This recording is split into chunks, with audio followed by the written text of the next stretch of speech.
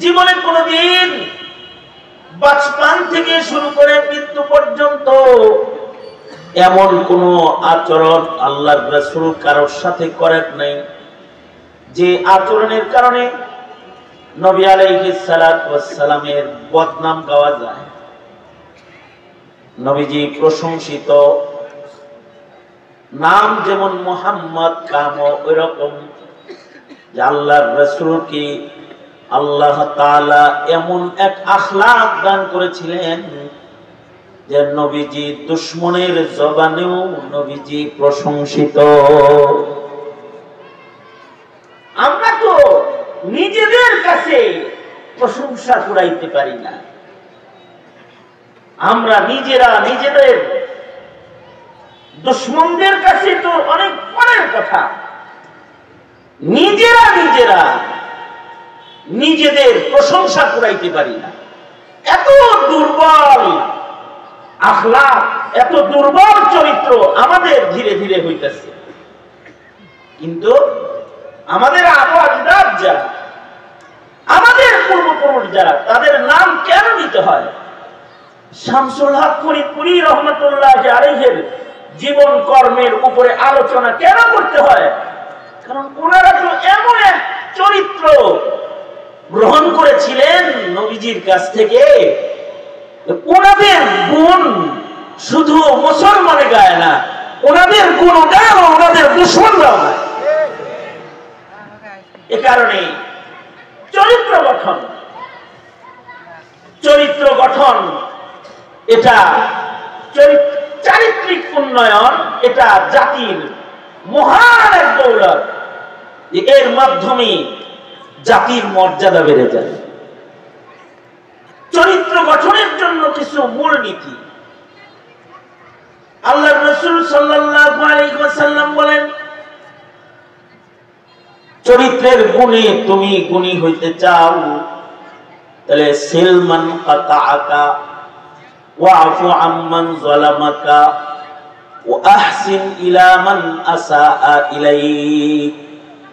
আল্লাহর রাসূল বলেন, চরিত্রওয়ালা হইতে চাও, যে তোমার সাথে সম্পর্ক ছিন্ন করে তুমি তার সাথে সম্পর্ক জুড়া ফেলাও, যে তোমার উপরে জুলুম করে তুমি তারে মাফ করে দাও।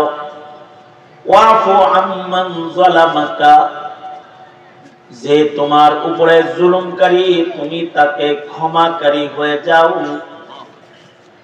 ওয়া আহসিন ইলা মান আসাআ ইলাইক, যে তোমার ক্ষতি করে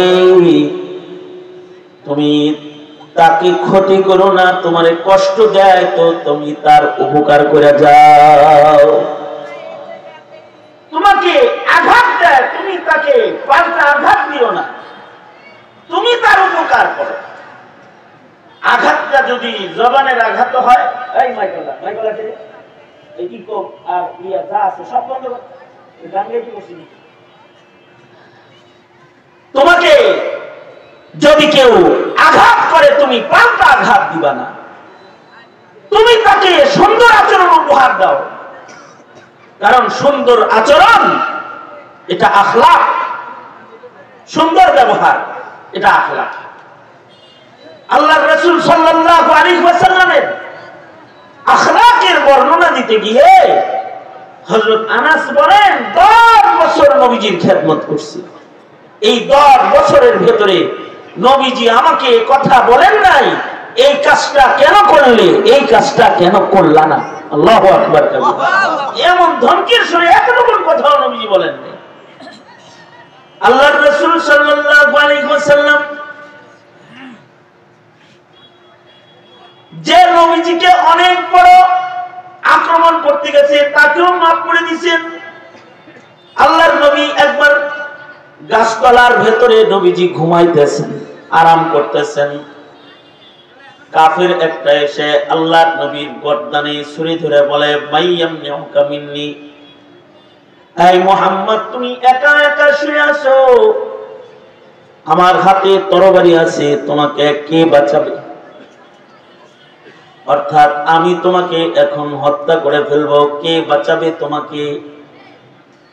আল্লাহর রাসূল সাল্লাল্লাহু আলাইহি ওয়াসাল্লামের মুখ দিয়া মৃদু আওয়াজে বের হয়েছে, বাঁচাবে আমার আল্লাহ।